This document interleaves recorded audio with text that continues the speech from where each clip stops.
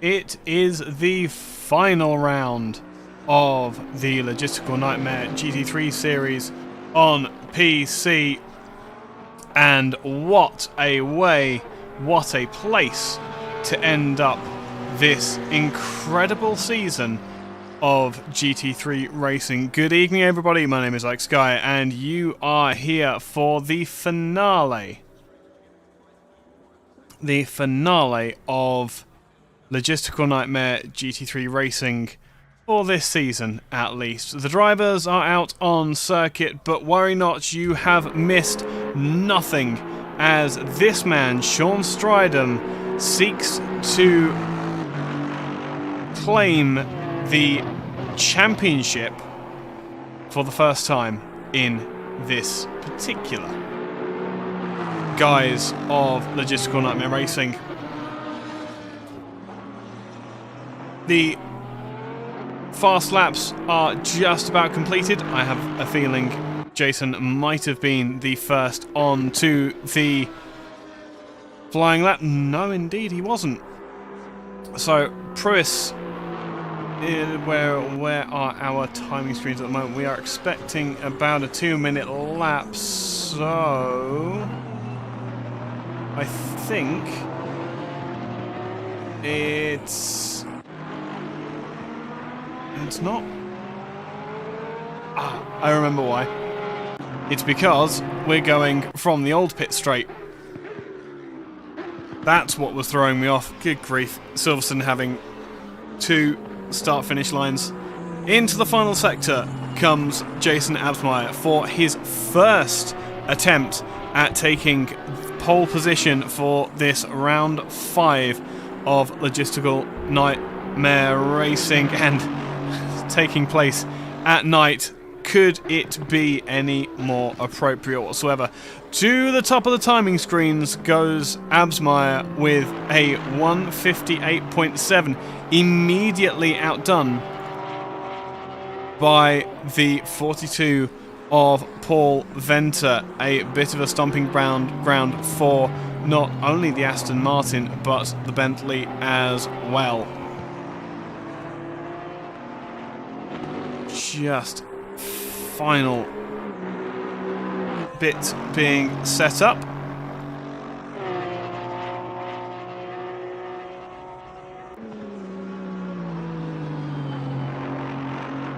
As always, these qualifying sessions are incredibly fast-paced for the LNR guys. 10 minutes is as long as the qualifying session is. And it disappears very quickly. Absmeyer is on only his second lap, and it's already 5 minutes in. Bear in mind too that you have to bring into that a warm-up lap as well, or an out lap from the pits. Interesting that the tail lights on that Aston Martin don't seem to be glowing quite as much as they should. He's given up on this particular lap. Who else is going quick? Absmeyer, his lap time got invalidated. Sean Stridham in the Logistical Nightmare Racing car, the 394 Aston Martin, is going quicker too. Not enough to get him onto the pace of Paul Venter at the moment, but perhaps enough to get him up towards where Absmeyer is. Aston Martin comes in to Brooklands and Luffield. I do know Miss Silverstone names. Out on the exit, just ride the curb, get the throttle down as early as you can, and out onto the start-finish line he will come. Goes third fastest, just behind the 42 Bentley, and now Stefan Wessels in that 27 Racing Team Astra car will go to the top of the timing screens. The Porsche really struggles in a straight line, but I dare say there might be some wing on that particular Porsche. Lots of very, very good gambits. Oh, beautiful slide from Wessels there, as he goes in to stow at the bottom of the circuit. Vermeulen is going to be improving as well. However, this is not going to be an incredible time. It will put him up to 10th position, which is great for that number 39 Bentley. Sound off in chat. I haven't given you any attention yet tonight, have I? So, who is in tonight and who is supporting who? Kalen, liveries are very, very easy in ACC. Not as easy as R Factor 2, but not exactly difficult. The difficult part is getting them so that everybody else can see them as well. As, oh my goodness, into the 157s with a bang, Raymond Mooney for the Coach Z Racing Academy, proving that he has a lot to teach. Well, he's a lot to teach me, good grief, let alone anybody else.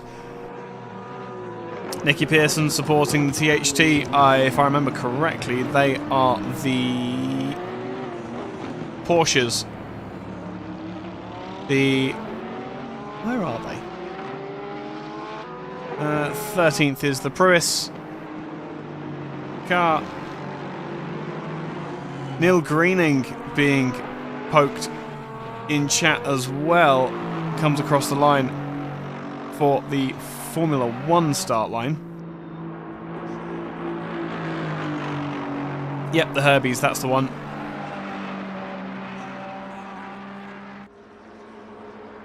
Gonna be a fascinating race. The stories of the qualifying time seems to have quite a large split, but I dare say the race is going to be a very different circumstance. Some of the cars that haven't qualified too well may well be trimmed out to be super, super fast in the straights, so that all they need to do is hang on to the cars in the corners, and then will, as long as they can keep it ahead, as Sean Stridham in the Aston Martin is going faster. Nothing is able to touch that 11 Porsche at this point in time, though, unless there is a big old jump from Sean here.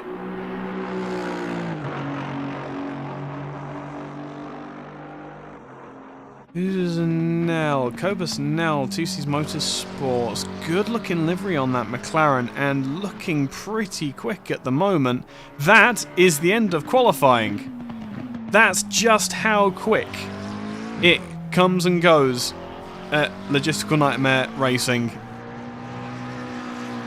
But this, it will be all of the fastest, well, the last opportunities for any of the drivers to improve their qualifying positions. Nell is up on his previous time by quite a bit, has an opportunity to depose Wessels and definitely Paul Venter in that 42 Bentley at the moment. The lap time's still valid. Porsche on pole, preliminarily. I don't think anybody is going to be able to beat him, though. Nell comes into Brooklands for the final time, for the final race. And how far up can he push that number 9 McLaren? Get the throttle down on the exit. Lovely and tidy on the exit. Is going to lose a bit of time on his previous best. Will come up to the checkered flag and will push himself within hundredths of a second of deposing the 42 Bentley. But no further will he go. Massiera in the Revolution Sim Racing McLaren 2 is improving, but only just. Not enough to make a difference, although this could be some important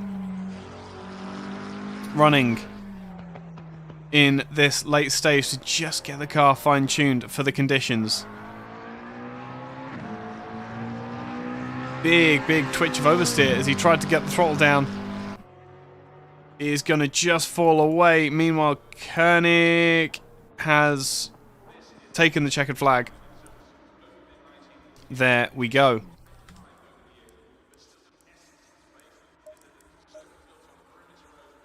So, I recently got a trick to do this. Give me a moment.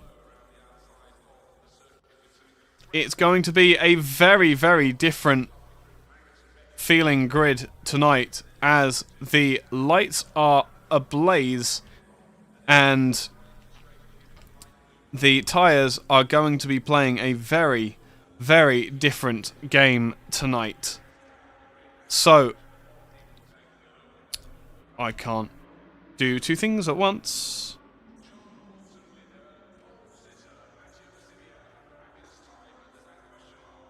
There we go.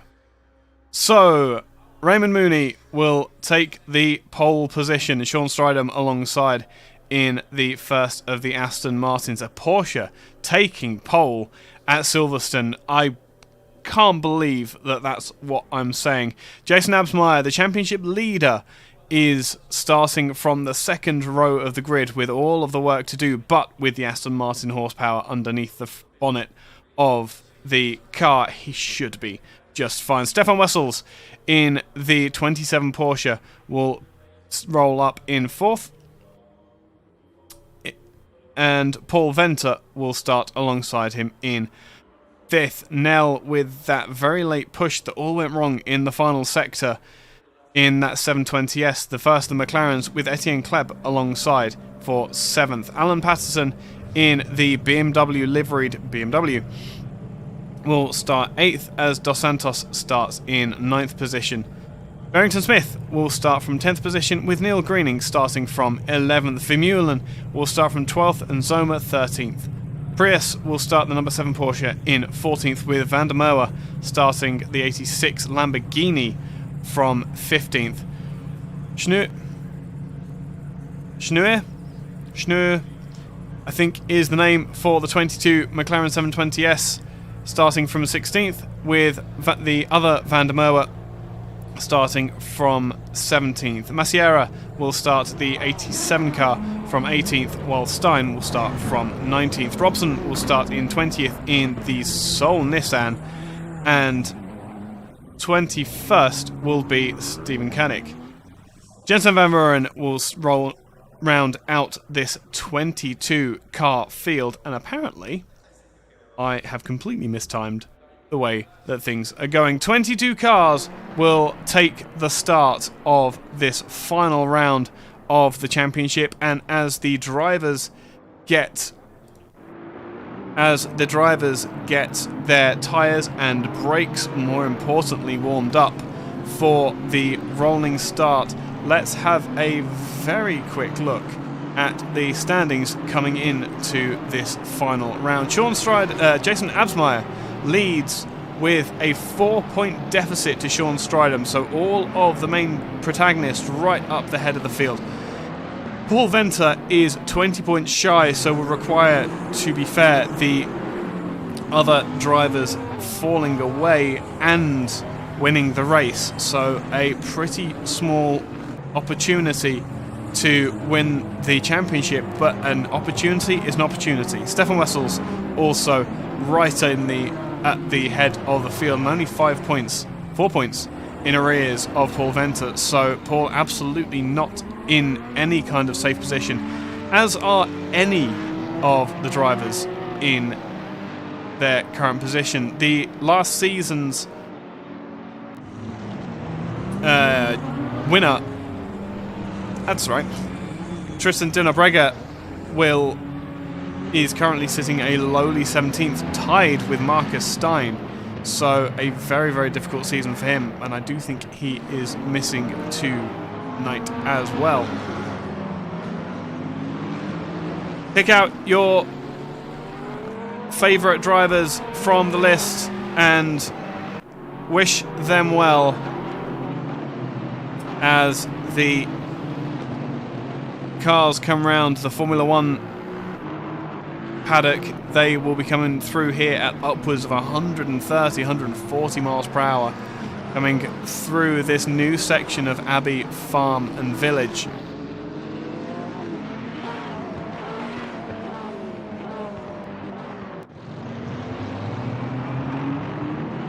But a mandatory pit stop to be taken in the middle 10 minutes of the race. Fuel is the only mandated take, so more strategy to be played out, as always, from the LNR drivers.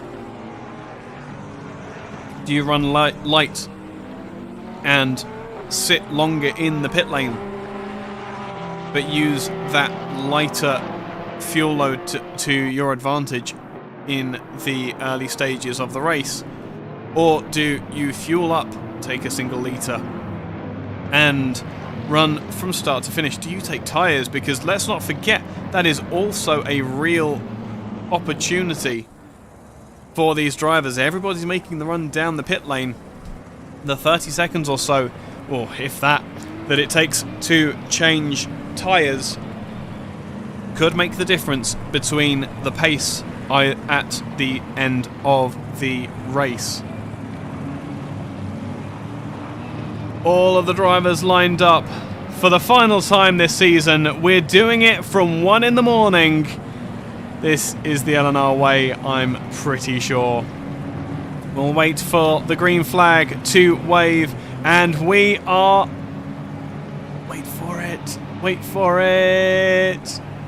We are away for the final time at LNR, and already is getting very, very tangled coming into turn 1. Porsche has had a great jump off the start, up the inside of Absmeyer and Stridham alongside. We did say we don't want to be going side by side through Maggots and Beckett's, and he has given it, for the time being, a slightest nudge from the 90 car as the Porsche tries to get it all together, as Paul Venter tries to go up the outside on to the hangar straight. Going to be incredibly difficult to find a space there as the timing screens all go insane. 90 car turns in on the 27. I think that Absmeyer might have felt a little bit aggrieved by the manoeuvre from the 27 car, but is going to lose a position, many positions, in the process as a BMW goes round. Patterson, who started so well, got himself up to 8th position, will go around. I saw somebody rejoining in the background there as well. Couldn't see who that was. Very, very quickly, I think I know what we were looking at, as Nell now has Absmeyer behind, which is an astonishing thing. Let's have a very quick look back at the start of the race, because I have a feeling I know what that point of consternation was for Absmeyer.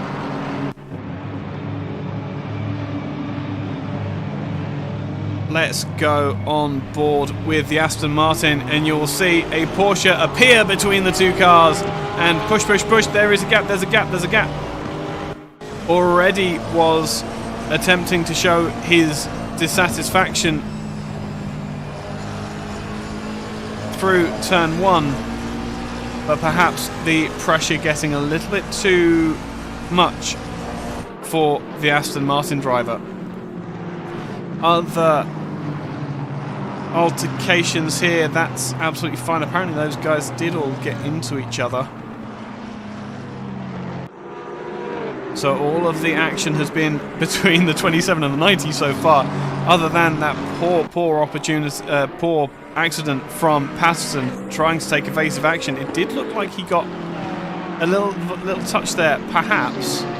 Two Porsches, no, a Porsche and an Aston Martin lead the way, with the 27 car of Stefan Wessels falling away ever so slightly at the moment.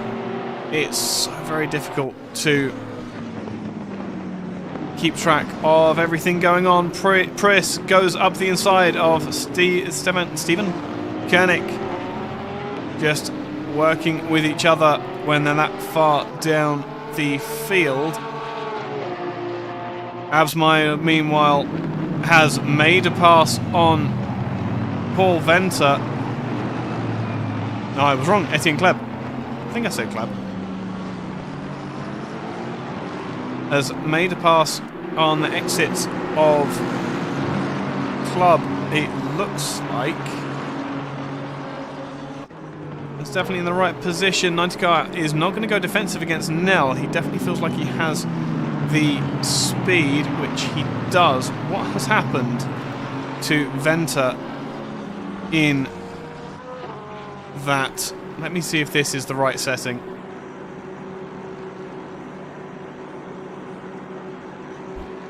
What happened on the exit onto the Hamilton straight, which has caused him so many problems. Got out onto the curb on the outside, and was it understeer? No, was it just the pace?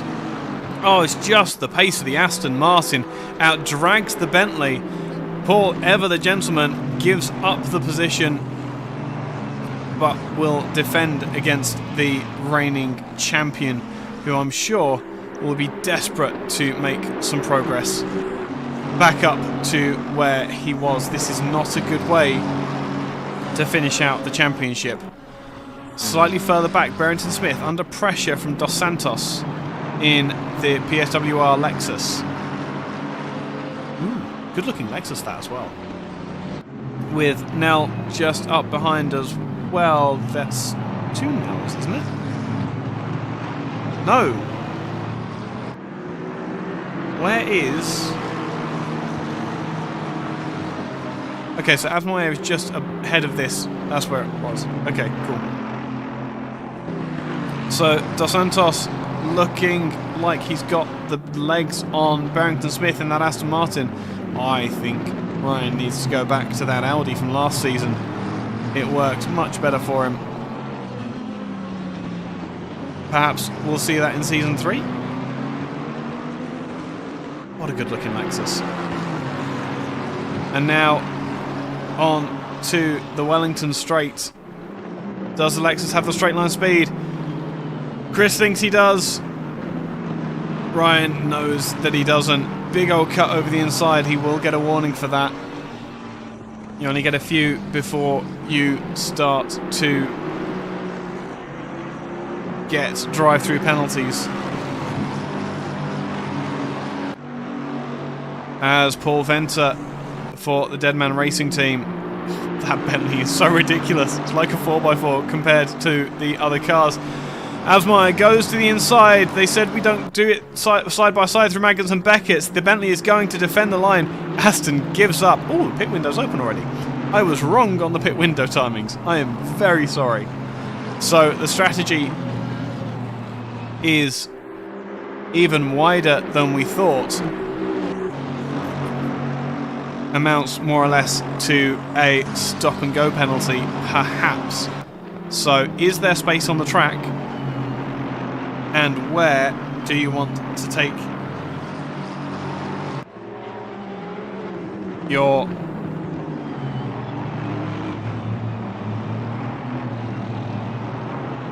particular penalty?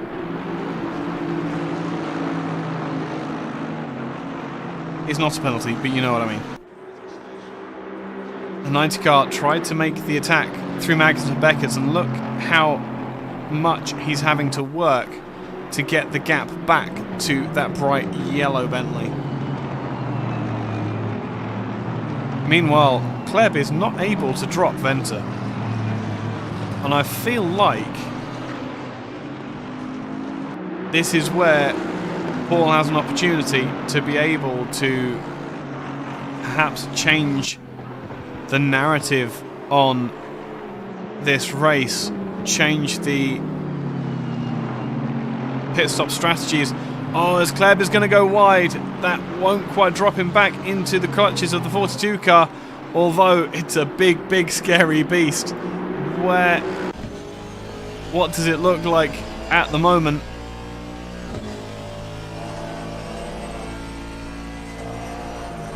It doesn't look too scary, but it won't take long for Kleb to feel the pressure of the Bentley behind. It won't take much of a mistake. Look at how... Oh, he got a massive slide there. Going through Maggots for the first big corner. And now the opportunity presents itself to Absmeyer. Just not able to out-drag the Bentley. I have a feeling it's going to be a gentlemanly move again by the 42 car. Although an Aston Martin's worth of space and not a centimetre more. Race Control issuing a penalty to car 8 with a 10-second penalty for avoidable contact, and car 39, I believe that is the teammate to the 42 driver. What was that then? Because I am not seeing 8 and 87, no, 39 and 64. Ah, that would have been... Yeah, that would have been this instance.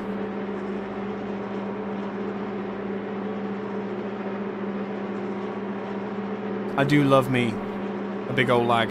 If it was up to, if I had the money, I would have 2. Where's the 64 car? Oh, it's gone out of sync. Yeah, it's gone out of sync. But that was where the 64 car spun. So a fair penalty, I dare say, by our race director.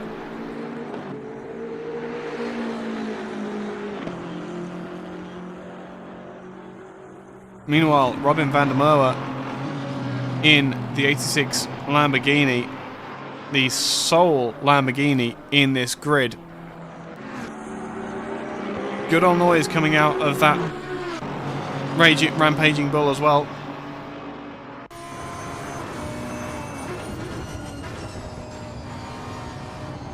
Just enjoy the view from the Hurricane GT.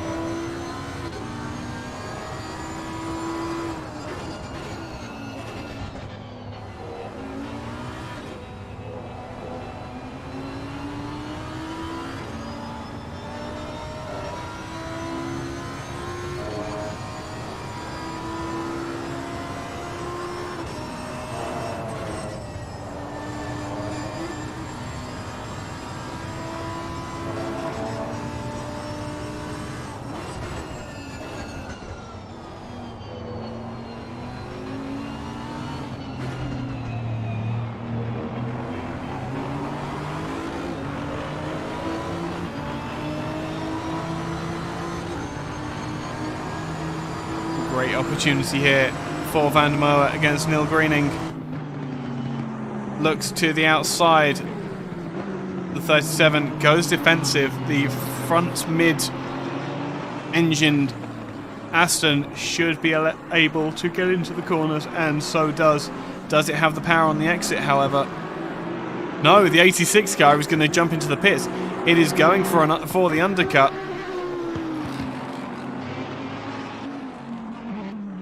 Just as long as he can get that entrance right. Through Maggots and Beckett's again they come. Cobus now hunting Ryan Barrington-Smith in the 74 Aston Martin. 2 British marks going at it on the iconic British airfield circuit. And not too far behind, Dos Santos 2 is looking to get into this battle over 7th position. There's something going on with the ride height of that McLaren, and I saw it on Absmeyer's Aston Martin as well. He was absolutely grounding the car at several positions around the track.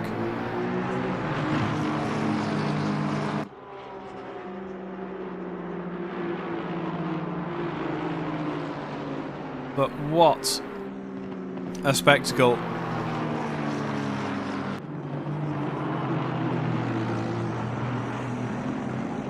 as they come into the village complex of corners.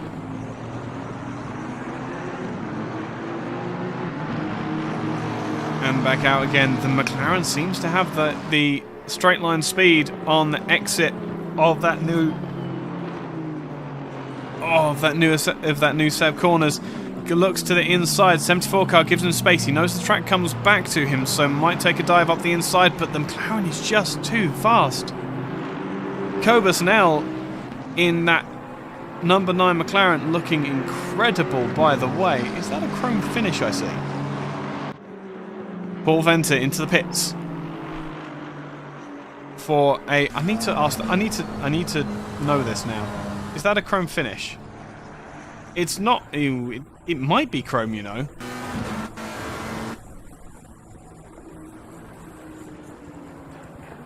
There's a perspective you don't get to have very often. Oh my goodness. In fact, let's have a very brief look over the rear hips. Here we go. If you've ever wondered what it's like to be a GoPro on the rear haunches of a McLaren 720S GT3 car, this is what it looks like.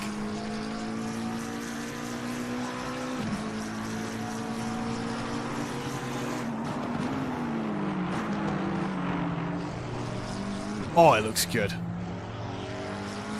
While we're here, let's do a very, very unusual lap of Silverstone from the wrong start line along the Hamilton Straight down through Abbey, 4th come 5th gear corner. Just get the car turned in, that's all that matters. Left-hand kink is called Farm, and then on the brakes into the village hairpin. Doesn't matter if you hit this apex or not, just get that squirt of throttle between here and the loop. This one, you really don't matter about the apex, just get it round the corner, back onto the throttle, down through Aintree, now up onto the Wellington Straight. The bridge will pass overhead with a whooshing sound. Just... oh, we don't get it, that's a shame. And then down into Brooklands. 2nd gear, oh, just a little bit later on the apex is kind of what Nell needed to do there.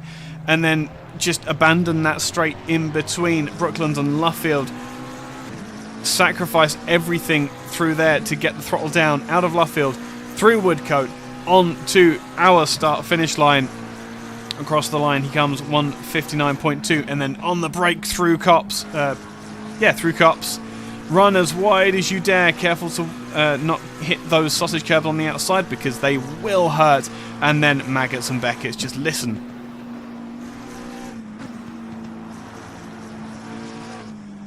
One more. Oh, he stays in 3rd. Such is the torque out of Beckett's from that McLaren. And then on to Hanger Straight. We will miss, unfortunately, that audio effect again. And the scene of the great Michael Schumacher breaking his leg. Stowe corner, down to 3rd gear, back onto the throttle. And then into this new complex that they made specifically for the Formula 1 as at Vale. And then the corner on the exit is called Club, and that is your lap on board the McLaren. Thank you very, very much, Cobus Nell, for allowing us to ride in a very unique position. Vermeulen looking like he is putting pressure on the THT car of Stephen Koenig. 38 car is going to sit in the middle of the road as he's entirely entitled to do. The 39 car makes the correct decision, goes to the right hand side and tries to out-drag the Porsche. It's going to be made easy in the end, but the 38 car was not going to make it as easy as he could. Meanwhile, further up and just ahead of Jacques Vermeulen's teammate Pruis in the other THT car is desperately hunting around the back of it. That is Johannes van der Merwe in the 67 Lexus. Beautifully turned out Logistical Nightmare livery in the 67 car. Love that enormous step on the Lexus as well. What a ridiculous design from the car's perspective. And kudos to whoever has made the Logistical Nightmare livery. It looks incredible. Pruis thinks he can out-drag Van der Merwe in a pit stop. Will get down to speed. I think that's just about our tightest fight so far. We've got a couple of drivers who are 11 seconds, a second or so away from each other. Let's just appreciate Raymond Mooney, who has been circulating out in front for a while now, with Sean Stridham hunting 2 seconds in arrears. Stefan Wessels, after a very ambitious start and what looked to be a good opening lap, has fallen away from this lead battle ever so slightly. I wonder if he might be conserving either fuel or tyres, trying to get the best out of the car come the end of the race. Patterson needs to push. I don't disagree. Where is he? He's 20th at the moment in that 64 BMW. But that is being disguised by multiple drivers in front having or still needing to pit.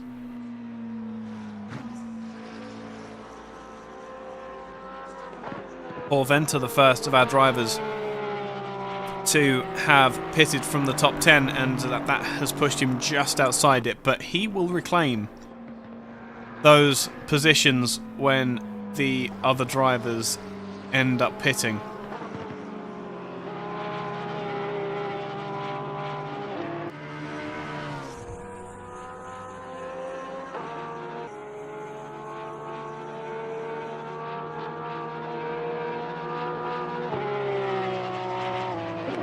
Alan has a sad incident. You see, now you've piqued my interest.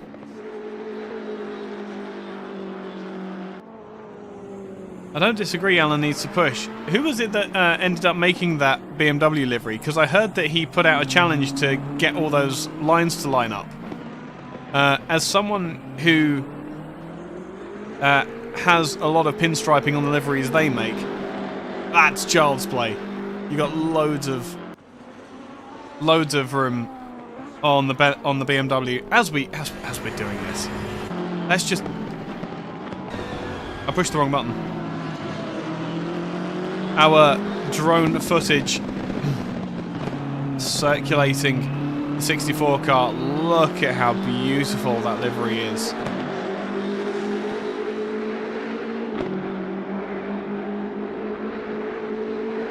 Also, kudos to the Kunos drone for being able to keep up with the pace of that 64 BMW. Astonishing looking car, that is.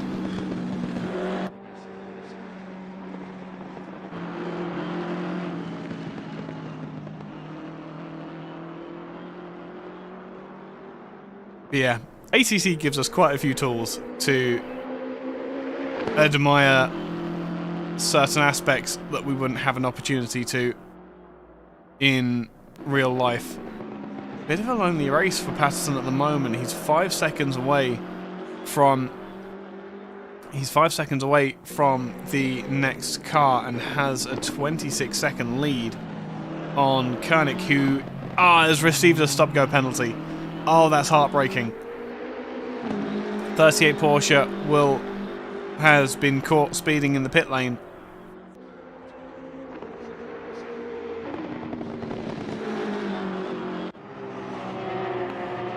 Speaking of, one, the glowing Porsches, and two,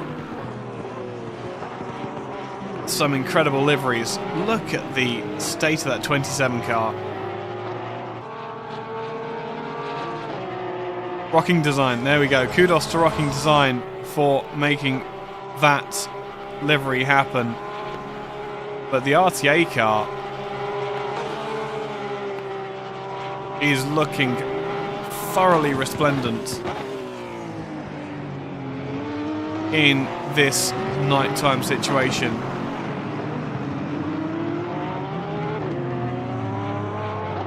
incredible, incredible liveries being turned out.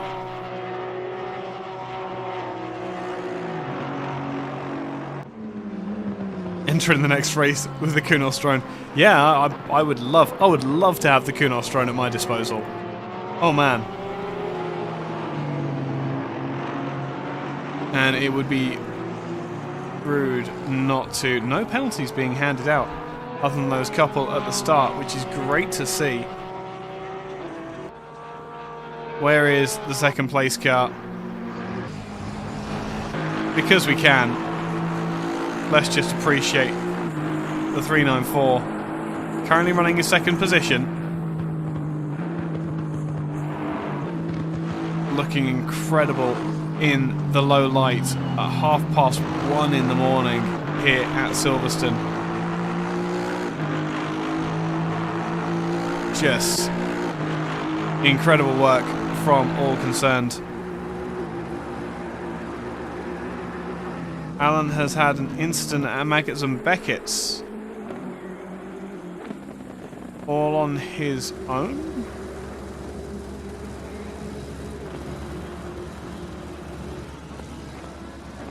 I don't see it. It looks as though that BMW is struggling though. Not sure if that is from the right-hand corners or the left-hand corners, but if he's had a moment, I'm going to need to do this the old-fashioned way, because there's no way I'm going to be able to make that happen otherwise. Yeah, it's not come up on my... That's really strange. Right, where is the 64 car of Patterson?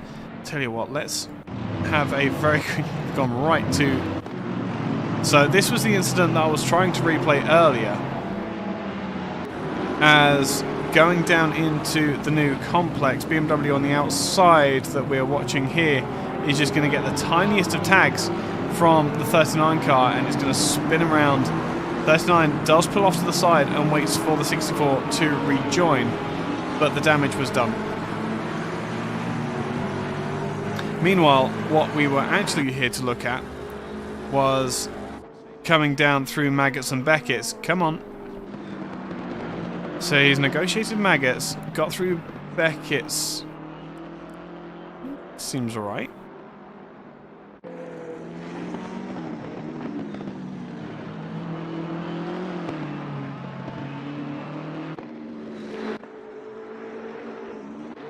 No. I don't know if that was this lap or the lap before, but that was all fairly happy with the 64 car as far as I could see.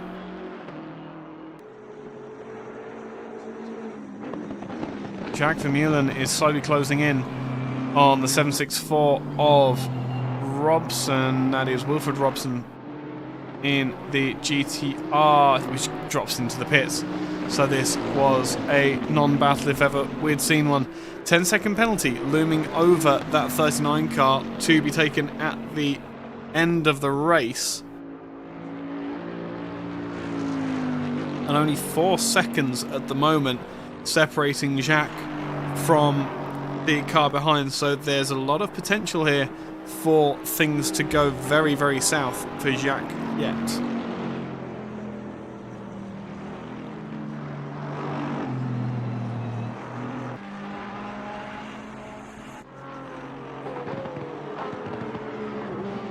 Absmeyer, championship leader, comes into the final sector.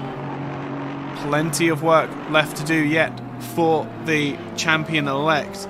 His main competition that he needs to be very wary of and cannot finish more than a position behind is Stridham, who currently sits in second position.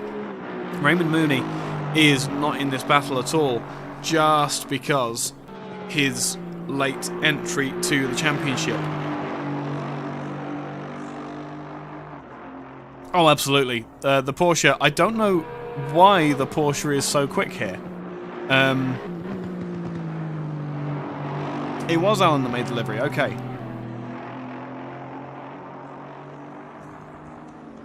I thought he had put it out to his team and someone else had made it. That I may have completely misunderstood that though.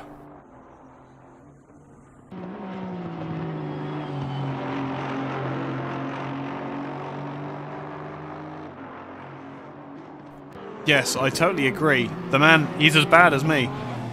Racing, commentating and making liveries. The 501 Dos Santos goes into the pits, and this is where Jack Vermeulen has an opportunity, perhaps, to make something of this race.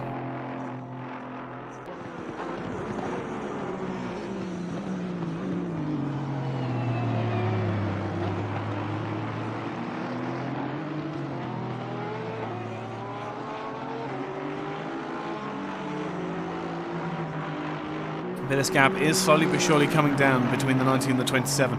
This is going to be the point of ignition for the race, I think. Can the 90 car catch the 27? Because if he can,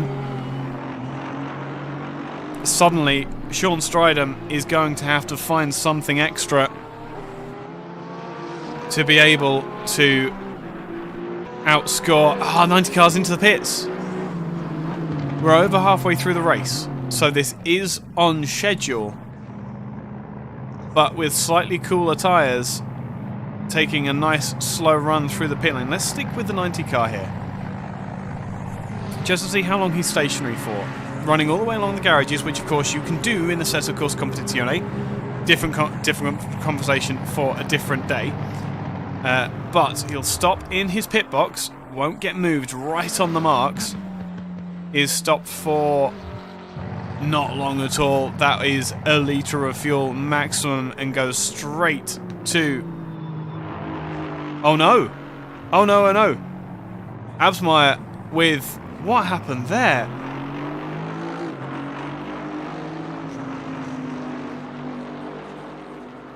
Oh, incredible. That's really good to know, Kieran. It would be great to see another driver on the grid though. So, Absmeyer has made his own job significantly more difficult, as now he is under pressure from the 42 car of Venter. I just see that in the background. I'm very, very intrigued by what that problem was for the 90 Aston Martin.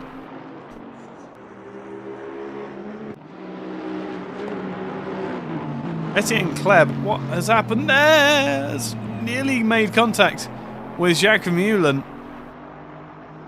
Look at that, let's just jump that back ever so slightly, see if we can find out what caused him to abscond to the outside of Maggots there. Oh, I see. Oh, he ever so slightly outbraked himself, trying to get alongside. He was trying to do the old... Hello? Oh my goodness! Etienne Kleb is on the outside. That is going into Club. That's on the exit of Vale there. What happened there? There is a battle for 8th between... Absmeyer has taken Paul Venter. That's what... No. Paul Venter is putting pressure on Absmeyer. That's what's going on there. Oh, I just missed it.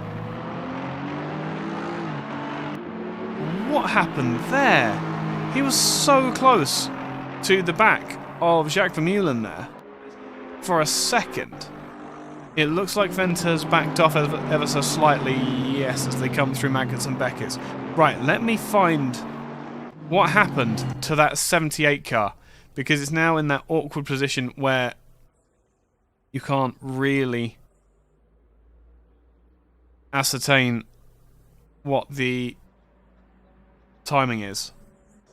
So, what happened to the 78 car? So this was where So he comes all the way down the Wellington Straight, goes up the inside, gets on the brakes, and then the 39 car seems to have pushed him round.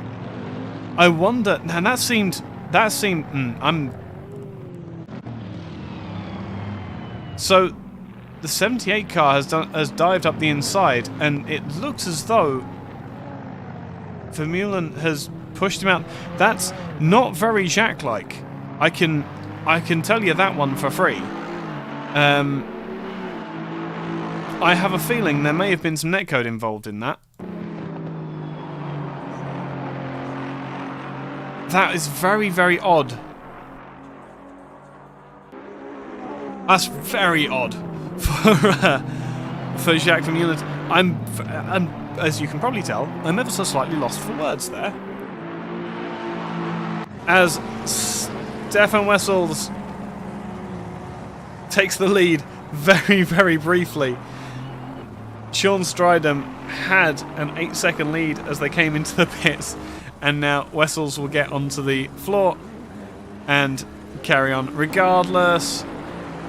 Venter will take greening as he's dropped into the pits. As suddenly, wait a second, Wessels is suddenly under pressure from not one, but two very, very quick cars who will have tyres and brakes back up to temperature.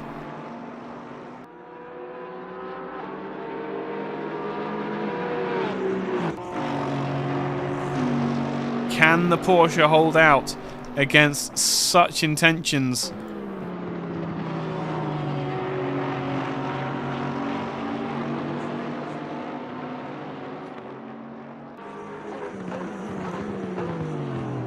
So it was netcode. I dare say I think that Jacques didn't see the car was there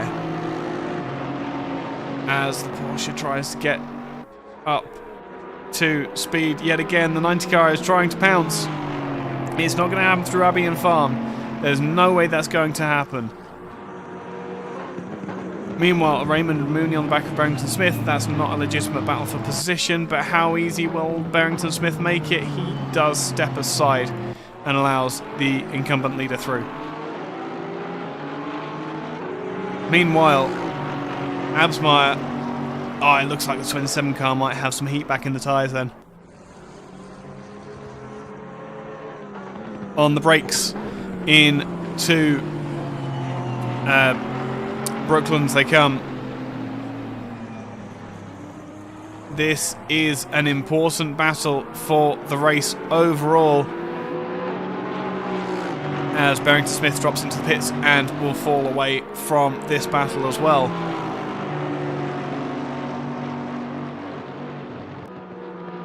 Very interesting because, again, Barrington Smith, Stridham, if he can keep his...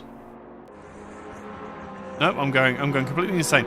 Wessels, if Wessels can keep his position here, then he'll overhaul Venter in the championship come the end of the race. Whereas if Absmeyer gets past him, not only will Venter keep his position, I think, but the 90 car goes around the outside. There's not a lot of grip out there. He's going to have to do it, make it very difficult for himself. But coming into Vale, can the 90 car get it done under the brakes?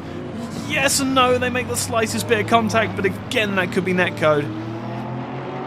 We've already had what seems to be two altercations through Vale, and now that little tete-a-tete has brought Paul Venter into this fight. These two need to... the 27 gets a twitch. This could be the opportunity that Venter needs. He goes to the inside. On the brakes, can he get it done? The Porsche is into the apex. And can't get it done for the time being. Neil Greening with a stop and 30. I dare say, assigned by the... Yes, it was assigned by the game. So, the championship is held on tenterhooks at this middling stage, closing into the final 10 minutes. That Porsche needs that third position. Absolutely needs it.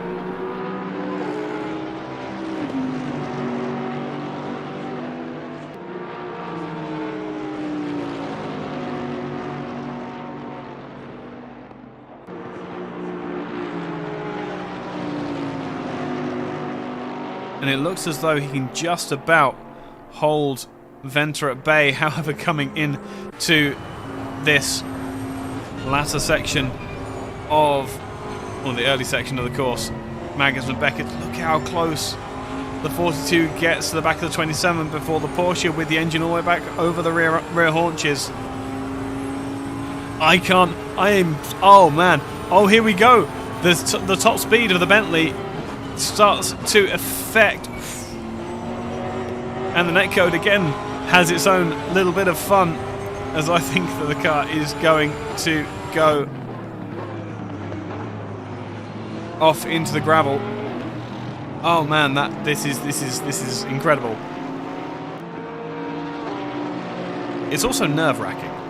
It's so nerve-wracking with the drivers being this close. It stretches out as they get out of club, and now with a clean line through Albion Farm, it looks like the Porsche should just about be able to hold on, but that Bentley is very, very, very quick in a straight line.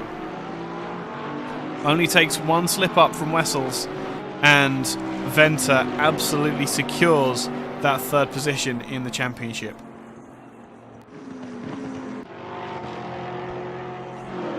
Meanwhile, Van der Merwe, Johannes in the 67 Lexus, has a very different prospect in the form of Janneman Pruis for company, trying to find a way past the Porsche, but neither of these two cars are tremendously on balance when it comes to top speed. The Lexus, somewhat more so, is very much off BOP at the moment. Although still the issue remains that it only takes one mistake from Janneman, and we know how prone that Porsche is to oversteering, and when it oversteers, not coming back from the oversteer.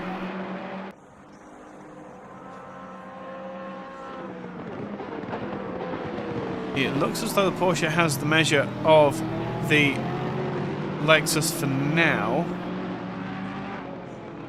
Oh, but they're all starting to tighten up again. The Lexus can get the power down, and this is potentially a big, big move coming into Copse. The Lexus has the straight line speed, pulls out to the inside in plenty of time, is going to get on the brakes, gets on the brakes before the Porsche. Oh my goodness, what a dive from Van der Merwe. Excellent, excellent move. And now Patterson, with the Porsche being pushed offline, is under pressure from that 64 car, who seems to have had so many woes through the course of the race. He's going to go to the outside. Nil goes to the pits from second position.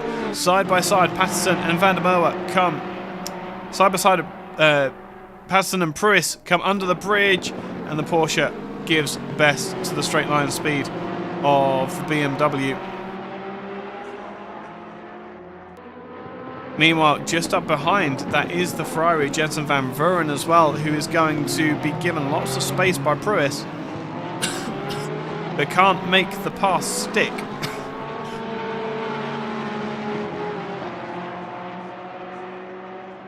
Out onto the Formula 1 grid they come. Ferrari has the straight line speed, but the Porsche has the grip through the corners. Just to hold the Ferrari at bay for the moment. Oh, but is this a cutback that we see? Ferrari tries to get under the nose. He goes side by side out onto the Wellington straight, and the Ferrari has the pass done. Great move. Meanwhile, Patterson has lost out. No, has not lost out to Van der Merwe. Has in fact sold him the dummy. Got the 67 car to brake early. The 67 tries to come back to the racing line, but the 64 car was holding the centre of the road. I think they'll both survive with little damage. That's 11th position for the 64 car and only needs to gain 10 seconds. Ooh, here we go.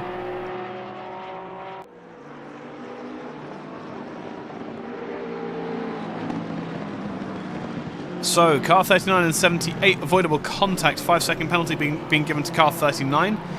Car 78 and car 39, aggressive pass, closing door on car 39. Lap 16, unable to provide penalty, warning only to the 78 car. So the 78 is Etienne Kleb, who is 2.5 seconds in front of Vermeulen at the moment. Meanwhile, as one fight ends, Venter is drawing back up to the 27 Porsche.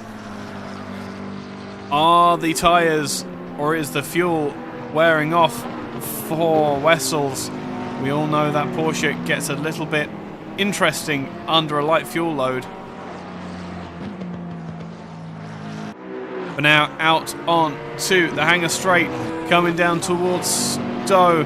The McLaren is going to get well out of the way of both of the cars, as he's entitled to. 42 is going to run ever so wide, but carries more speed. I don't think he's going to do anything into fail. I don't think he had much of a choice. That Bentley was... Oh, that's netcode again. What is it with that? Just that second sector and the netcode going all screwy. Perhaps it's too far from the radio mast and all the drivers lose their reception.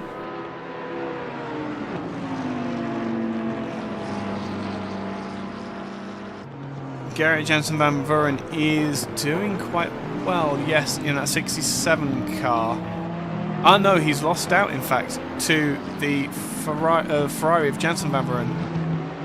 Yep, Gerrit is making hay while the sun shines.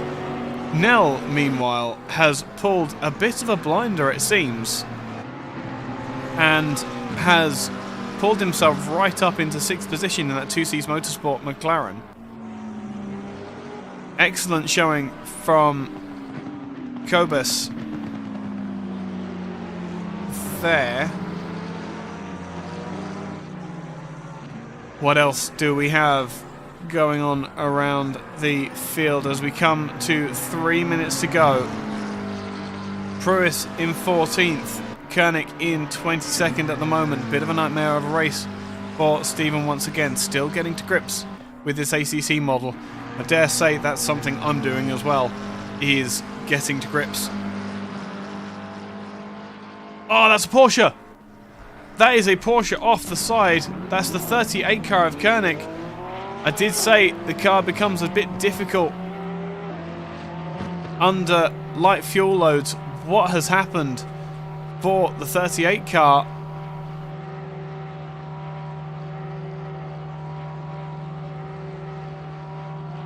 As we wait for the replay to work, coming into Magnus and Beckett's, he didn't even get through the first switch back. Did he make contact with the wall? He does in a big way as well. So that is going to be quite a bit of damage. Caution to the 64 and the 67 being given for a racing incident, it looks like. So the late stage of the race is starting to get to the drivers now. Venter is still being very, very cautious in his attacks. At the moment, at some point, he's going to have to make a go of it at some point and throw caution to the wind ever so slightly. Boy, that 38 car is not happy whatsoever in these low fuel conditions. Let's go to the battle over fourth. As they come out onto the straight, the Bentley looks as though it has a massive amount of speed coming out of Luffields and then through Copse is able to maintain a much higher speed, although this time, no. The Porsche looks like it's going to hold it all together. The Bentley, meanwhile, just a big old four-wheel drift. That is going to do the carcass of Paul Venter's tyres no good whatsoever, but he is closer coming out of Chapel. I keep on forgetting that Chapel is even a corner name. In towards Stowe. That Porsche is looking really problematic now. As can he have a look to the inside on the braking? No, not yet. He's going to need to... What he's going to need to do is just had to get on the brakes and get a little bit of a slide, did Paul there. Where is Mooney on the track? Where is this? Oh, this is going to be the final lap of the race. It is going to be over much quicker than we thought it was going to be. The 11 car has timed this to perfection. Raymond Mooney comes around Luffield for the final time in the championship, is going to take the win in style as well. 7.5 seconds to the good of Sean Stridham come the checkered flag. And a big slide for the 11 car. Excellent showing from Raymond Mooney. Sean Stridham will turn off the traction control. Oh, come on.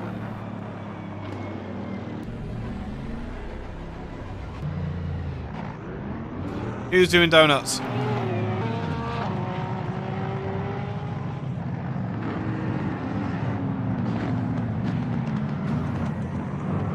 Paul Venter will not take the position in the end. Oh, under the floor we go.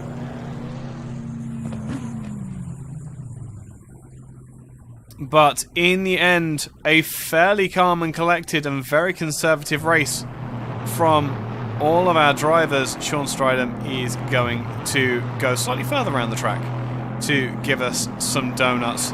Great to see. Sean, if you could... oh, there we go. There we go. Bananas going round and round.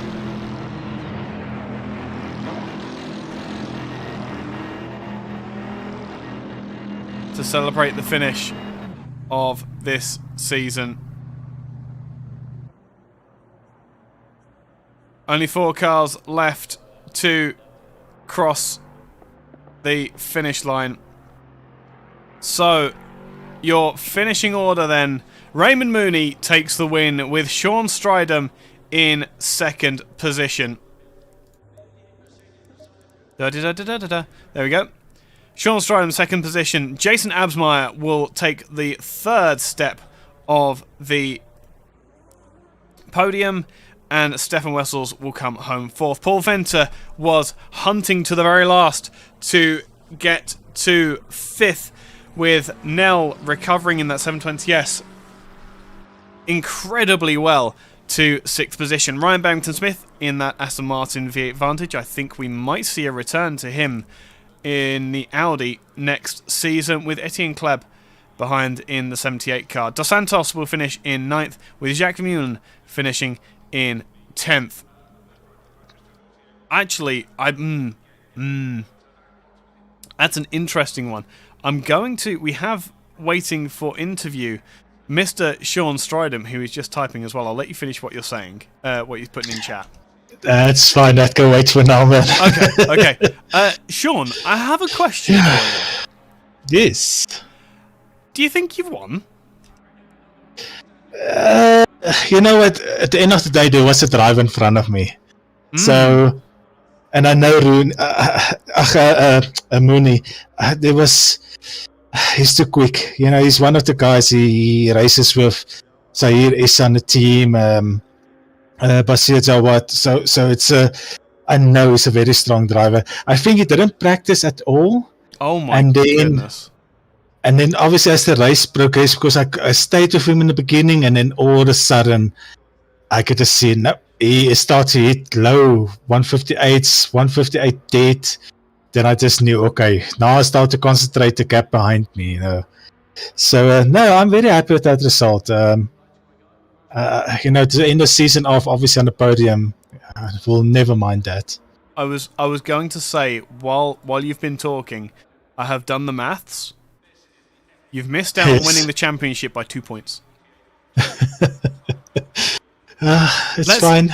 Let me just very quickly, though, give you a massive congratulations on some incredible consistency through the course of the season. I mean, you missed out on the entire championship by 2 points. I mean, we're not talking about AM championships or anything small fry. This was the entire championship that you missed out by 2 points. That is incredible. And you only won one of the rounds, but the rest of your finishing positions have been so consistent.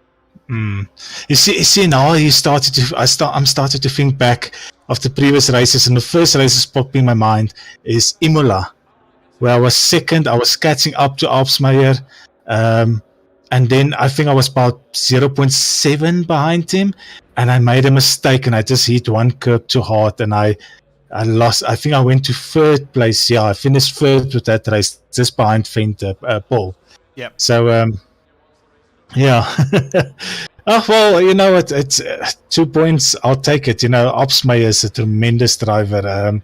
He is one of, you know, in South Africa, one of the top oaks. So, you know what? In close to him, it's I'll take it any day. There you go. Silver lining and all that. Sean, congratulations on taking home second in the championship.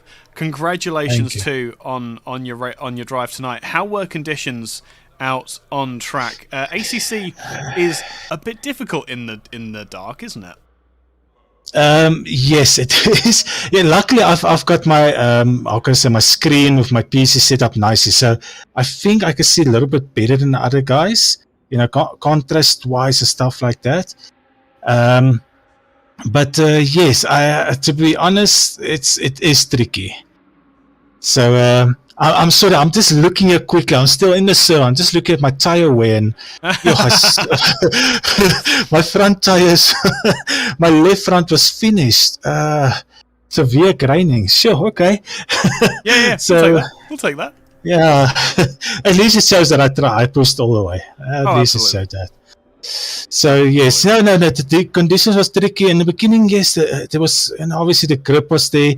What was just a little bit strange to me with the Aston. I tried to keep my PSIs about 27.7, and after my pit stop, my right front. So I was running 27.6, 27.7 on the right front.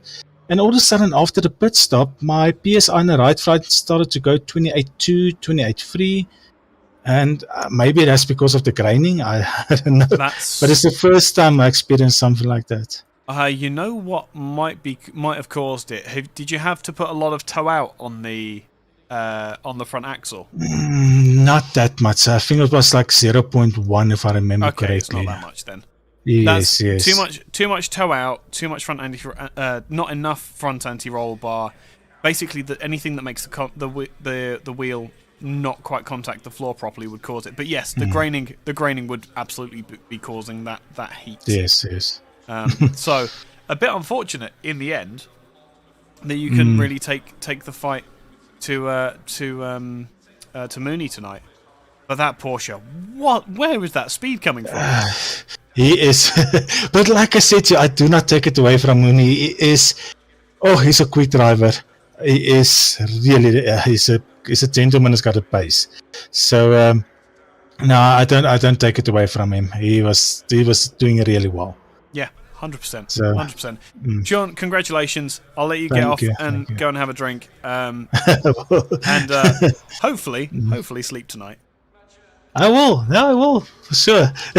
Good man. Thank you so much. Thank you for your streams. It is honestly, it's been out of this world. I really enjoy watching it afterwards. I'm glad you do. Okay. The only reason why I do this is to add that air of legitimacy for you guys. Yes. Because it makes there's something. Well, we've seen so many times that the first season of it being televised, the driving standards can be wishy-washy, and the racing is wishy-washy, etc., etc. But as the season goes on, people kind of work out what it means to have a broadcaster and to be commentated over and things, and how much legitimacy it adds. Again, it's the reason why I do these post-race interviews. Like, what's more legitimate than having a driver's interview? That's correct. 100% correct. So. No, I do. The only reason I do it is for you guys, and thank you. Just in case it's not obvious, yes, I only do this for you guys and to give you the airtime that you absolutely deserve. Thank you, appreciate that, man. Sean, you have a lovely evening, mate, and we'll catch you. Same for you, eh? Okay, man. Cheers. Keep well. Next into the combox, we will drag. I think we're going to have to... Oh, no, I'm being very silly. We have the entire THT team in the combox. Good evening, guys. How on earth are you doing? Good evening. Evening. What a race. My heavens. I was going to say, we did see one very, very big off for that number 38 Porsche.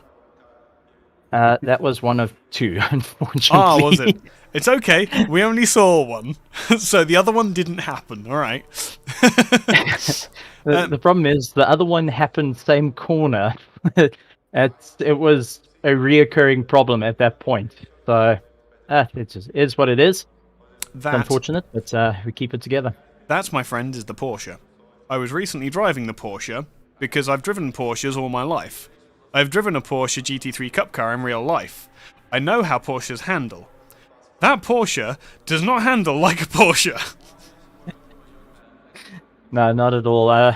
Unfortunately, we landed up with the front tires just dying out on the little Herbie car. Usually it's quite a reliable little car, and we usually do so well with it. Unfortunately, the front tires just went off. We started running PSIs that went through the roof, and it kept snapping. Whatever you do, I had traction control 11, TC1 and TC2 to 11, and it still did the superb snap out like the first time. So don't quite know what else to do at that point other than just limp around the circuit. You have to drive the Porsche in a very different way than any other of the GT3 cars. A lot of the other GT3 cars are built to be approachable and drivable by even gentleman drivers. That's what has made GT3 so popular in the world, or especially in the real world. But the Porsche, you don't tune the Porsche to your driving style. You tune your driving style to the Porsche. Something that I have yet to work out myself, but I would love to do it. Yes, it is a very difficult... You have given yourself a massive hill to climb as far as the learning curve is concerned with that Porsche. Perhaps a switch to a slightly more kind car, perhaps, for next season? Where's the fun in that? Oh, okay. All right. No, we love driving stuff that wants to kill us. Right, I see. It makes you feel alive. Yannaman, I think I've not spoken to you before as well. No, you haven't. I thought that might be the case. Good evening. How's it going? How has your season been? It's been great fun. I mean, LNR racing has been some of the cleanest racing that I've been privileged to be part of, and it's just a problem. The guys are quick. Oh yeah, yeah, 100%. You're always you're not fighting for wins per se. You're fighting. No. You're fighting for the way, because I'm part of the team, and we are strictly AM drivers. Like, we are very, very strictly part-timers. We have a lot going on in real life. So the way that we've always run it is we want to be the first of the privateers. You've got your esports team and your esports drivers and the people who are aliens and have all the kit, and then we want to be just behind them. I think that's the way you have to really approach it, isn't it, sometimes? Yeah, I think very early in the season we went to plan B and say, okay, pace is not necessarily there, so let's start working on consistency. Yeah. And unfortunately, as Stephen already said, the Porsche let us a bit down tonight. My car was dead the last 15 minutes. There was no fight left in it. Yeah, I can imagine that it was an awful. Well, you were driving really well, and you were getting a lot more out of the car than perhaps the car wanted to give in the early parts of the race. It's just a pity on the first lap. I put a wheel on the grass and I saw myself facing the wrong way all of a sudden. Yeah, and it only takes that one mistake. On cold tires. Yeah, and then that ruins. Did you change tires during your pit stop then? No, I didn't. So you were driving around flat spots as well? Yes. Oh man, no wonder you had no fight left in the Porsche. Good grief. Oh, I feel for you. At least the spin got some heat into the tires very quickly. That's one way of looking at it. Fine. Leanne, let's direct attention to you for a moment. I'm sure you're going to love that. A bit of a difficult race to strategize tonight, then, I would suggest, with Janneman driving further up the field and Stephen having Porsche issues. Well, that's the fun joy of being behind the scenes and being in like my position, is how you can best utilize the team and help each of the team members to get where they want to be. And unfortunately, we came across some issues tonight, but it didn't stop us from finishing the race. It didn't stop us from having fun. Excellent. And we've enjoyed the whole season. I'm sure, well, I have. I hope my drivers have enjoyed the season, and it was fun. Fun and games. Awesome. While the organizer of the league is concerned, from a background, from a pit wall perspective, to make the strategy more interesting, what would you like to see coming back for season 3? What changes would you like? What do you think would make the strategy side of things a bit more interesting for you? I know I'm putting you on the spot. The thing is, this is like the first season I've actually completed from beginning to end with being in my position. So it's also me still learning some of the ropes and everything. But I think having the streams is very useful, so that we can use that. And then also the pit wall is also extremely useful for someone in my position. Excellent. But as for any new things to be added, well, that still has to be worked in. Yeah. I want to say race formats and things like that. There's a lot of different opportunities with sim racing that you don't really get in real life, because obviously in real life there are cars at stake. There's mileage on vehicles and things like that. Whereas for us, it's a lot easier. You can have 3 15-minute sprint races and a half hour endurance, or not endurance, feature race. You can have 2 25-minute races with a pit stop in one but not in the other. There's lots of different things that we can do in sim racing that can make for fascinating races. But yeah, I understand it's very difficult to come from the pit wall and say, yes, we should do this instead. I totally understand that. So, Team Heap Together, have you had fun this season? Has everything gone to plan? Wouldn't say it went to plan, but fun definitely. Well, from my side, it was absolutely fantastic, and I can't imagine being teamed up with anyone that's different. Lee giving in some fantastic advice, and Janneman being a pro driver, I've learned a lot from him. So I had a lot of fun from the LNR racing with pros, and which has actually helped tremendously, and also some of the cleanest, actually the cleanest league that I've been in so far.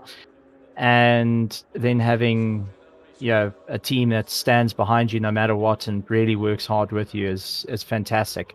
I can't imagine anything different. And tonight I got to hear Janneman's behind you. Guys are a lot faster. Guys are coming and catching up to you. Get your teeth out, dig in, try to defend as hard as you can. Janneman's going to fight you as well. Excellent. So that was it's nice to hear that on pit wall as well. There's a bit of favoritism of, okay, your pro driver's coming, just get ready to fight. And when your pro driver comes, fight a little bit, but a little bit of Stephen, it's James coming through. Even if you are teammates with Steven, you must know he's going to squeeze you a bit somewhere in a very polite way. He'll give you as much space as you need and not a millimeter more than that.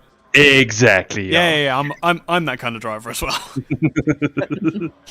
I feel like Stephen and I have a bit of a kindred spirit when it comes to our online on track personas. Ladies and gentlemen, it has been wonderful to have you on the grid and on the pit wall. Hopefully we'll see you back next season.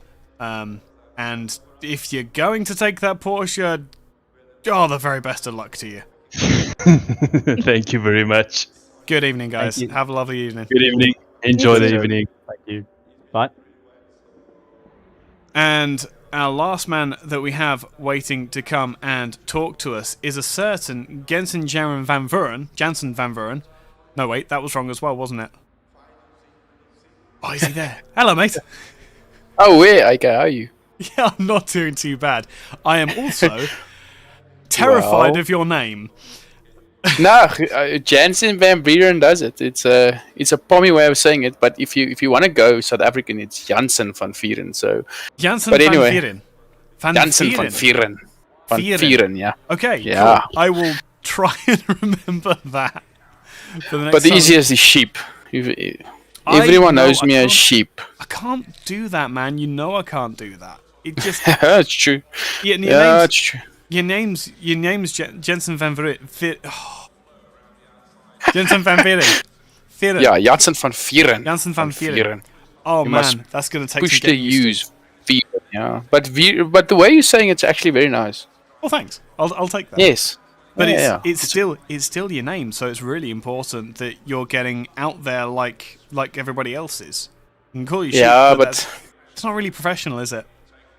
Yeah, but I'm not a professional guy. The LNR guys know me as the joker around. So, yeah, I'm the crazy guy, so it's fine. We'll save that for when we're actually doing social races and the like. Then that's cool. Then we'll call you sheep. Yeah, no problem. It's been a topsy-turvy series of events and championship for yourself. How are you feeling now that it's come to its end? Well, I must admit, I didn't push this season, to be honest. I'm an arrive and drive type of guy. So I didn't push too much, but it felt nice. The night was nice. I missed a few races, I think 2 races this season. But it was okay. The Ferrari is not the easiest, I must admit. No. I love it, but it's a tricky little car to get the hang of. In love with the Aston, but I'm trying to venture into different cars at this stage, and the Ferrari seems to be the one I'm interested in at this stage. Yeah, I get that.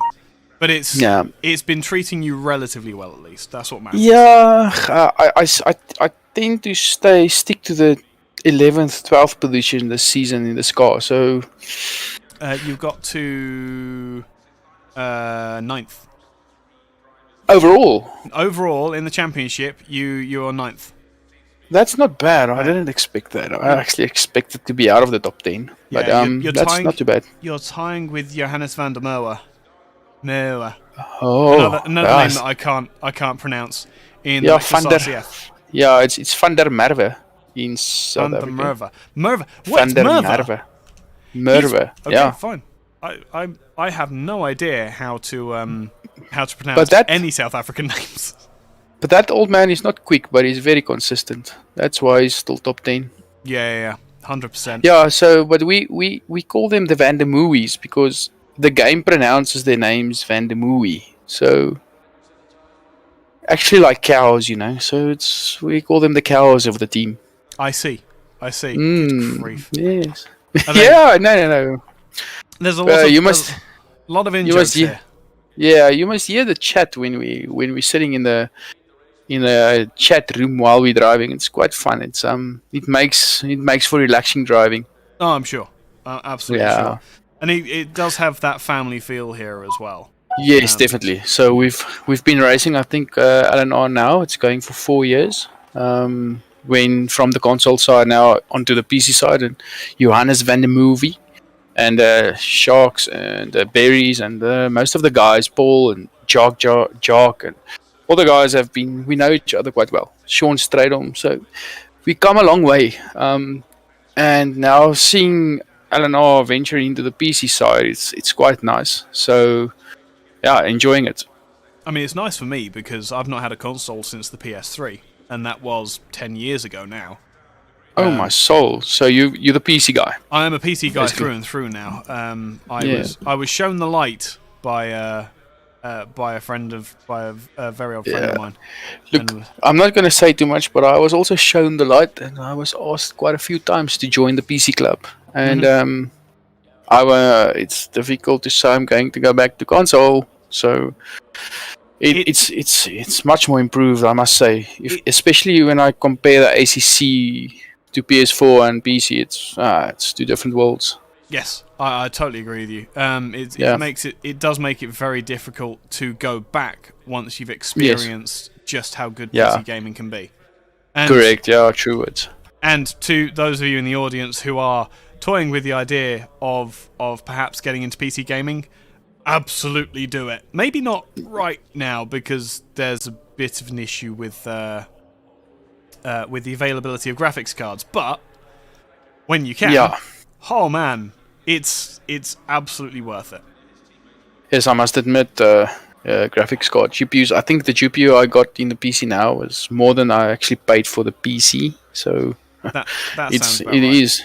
Yeah, that's quite costly, but it's worth it at the end of the day.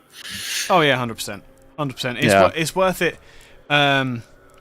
It's worth it when you remember what you're getting out of it as well. Yes, true. Yes, yeah. The relaxation of this is it's unprecedented. So if you've got nothing else to do, you hop onto the racing scene like we are doing, and you just relax, man.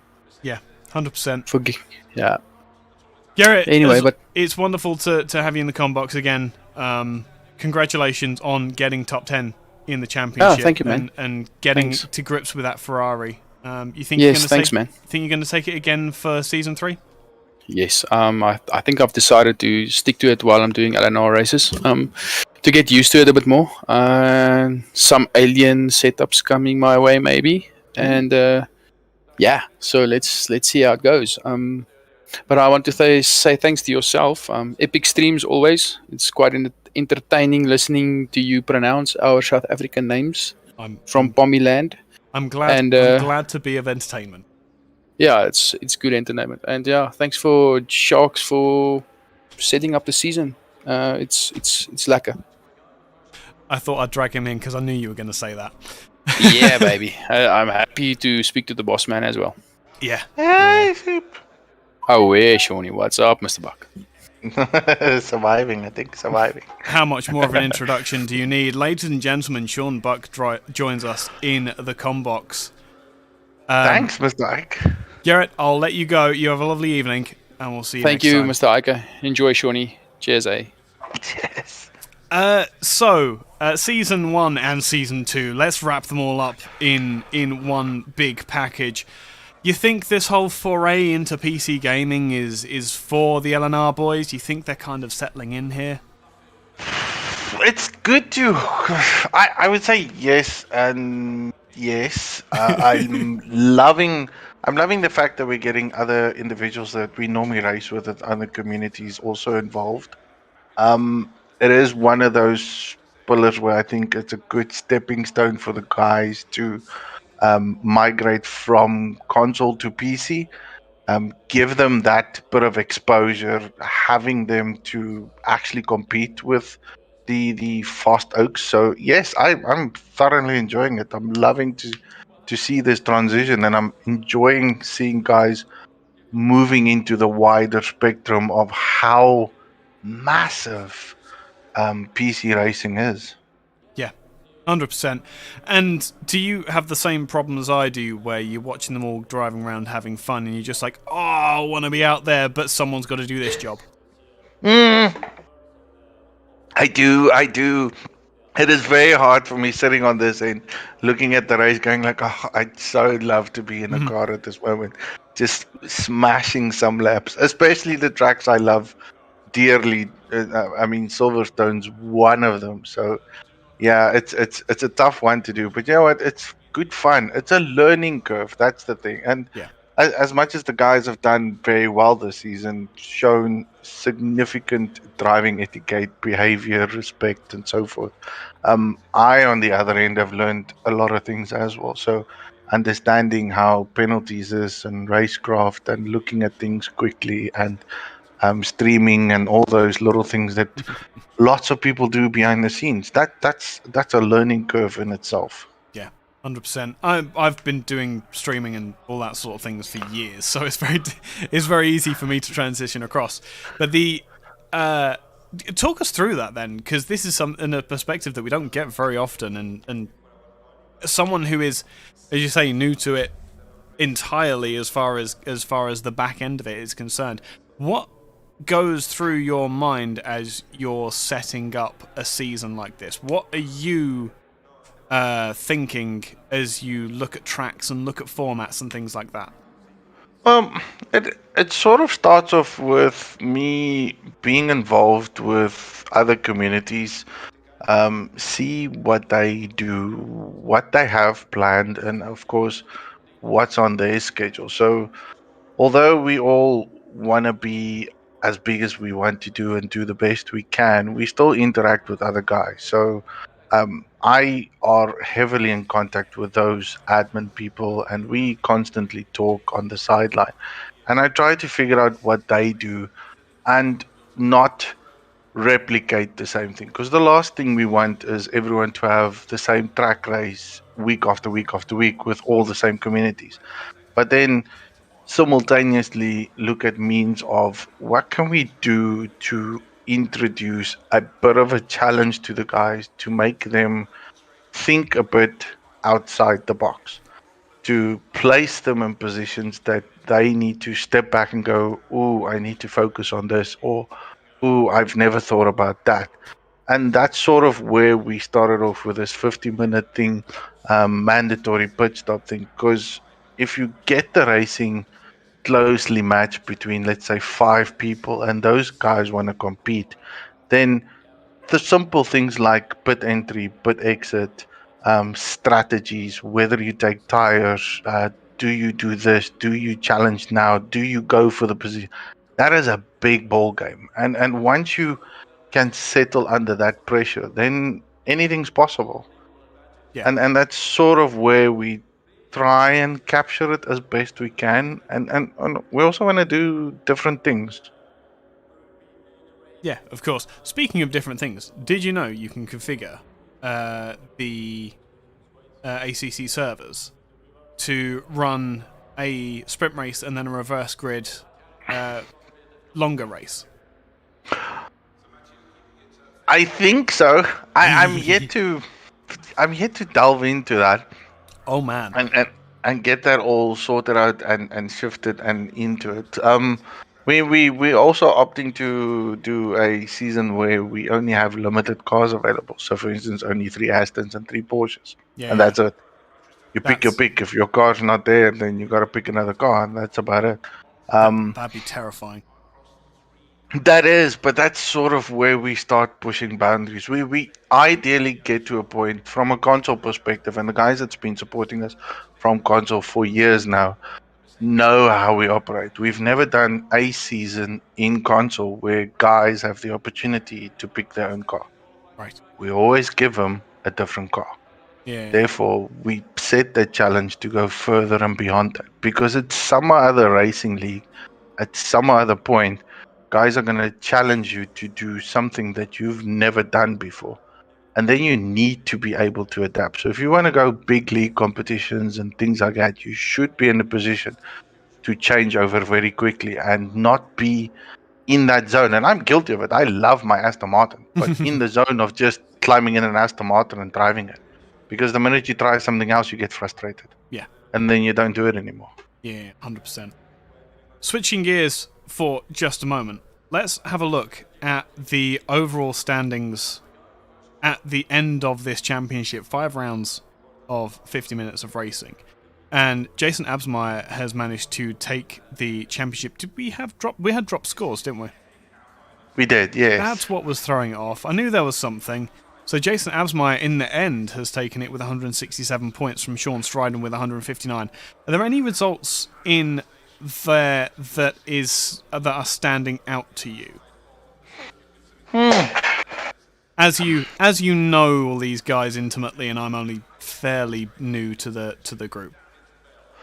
If I have to consider the amount of times people have driven, because some of the guys have only done, some has done 6 and some have done 5 and some have done quite a bit less. Guys standing out to me this season, and I don't know why, but it's Neil Greening. Mm-hmm. I think he would have had a much better season, and I think he's just had a bit of trouble getting into the groove this season. Because last season he was spectacular, and I think he would have been probably top 5 easy with the consistency he had last season. So from a standout point, he stands out for me completely because I think he could have done better. From an overall perspective, it's good to see Strydom and Paul there. They've been performing all over. Vessels is phenomenal in itself. So is Absmeyer. Etienne Kleb is doing phenomenally good. Alan had a bit of challenging scenarios here or there. So it's hard to pick any one that I would go like. I mean, they all brought different games throughout this season, and it's good to see that. Some did phenomenally well the last one, and some didn't do so well, and that changes the whole dilemma completely. Yeah, 100%. But that is your standings. You have the standings up on screen, by the way. That was why I directed the attention to it very quickly. That is the top 20 being rounded out by Tristan Dino Brega, and that he had to retire halfway through the championship, if I remember correctly. Yes, he did. So the number 1 McLaren, after trying to defend his first season win, would not be able to defend for a second season, unfortunately. Hopefully we'll see him back come next season. That would be good to see that McLaren challenging for the overall again. That's true. That would be good to see him back again. I know he's busy with some personal things that he needs to do, and of course, life always gets in the way of our fantastic hobby. So yes, it does. It would be great to see him come back. Yes. But again, as we talk about it, we're going to have an off-season scenario now up until next year. Take it a bit slow. Everyone is getting busy by this time of the year. So we'll do fun races on Tuesdays. Keep it interesting. Keep it real. Keep guys a bit active. And then next year, we're going to kick it off with another bang with a bit of a twist. And hopefully the guys will come back and be in it, because we want to make it a bit more dramatic, is what I will call it. Ooh. Well, that's got the hairs on the back of my neck standing up in anticipation for next year. I tell you what, we're in a very unique position to allow you to close out this broadcast. I'll do this as my normal scenario. So big As you ups and should. big thanks to everyone supporting us on the stream, and from a commentating point, thanks to Mr. Ike. Again, big ups and big thanks to our sponsors. Without them, we wouldn't have been here. Then for anyone that wants to find us anywhere, we are available on all social media platforms, whether it be YouTube, Facebook, Twitter, Instagram, and then of course all chat is in our Discord server. You can also find us at Grid Finder. And then, of course, big thanks from me to the Patreon boys. Without them, this year would have been very hard to do. They've been phenomenal in their support, and I absolutely appraise them for that. Other than that, catch you boys in 2021. But again, catch you in about a week or two. We're going to have some epic fun races in between that. And then have a good night. Do go well. Take care, and God bless. And remember, always be excellent to everyone. Good night, everybody.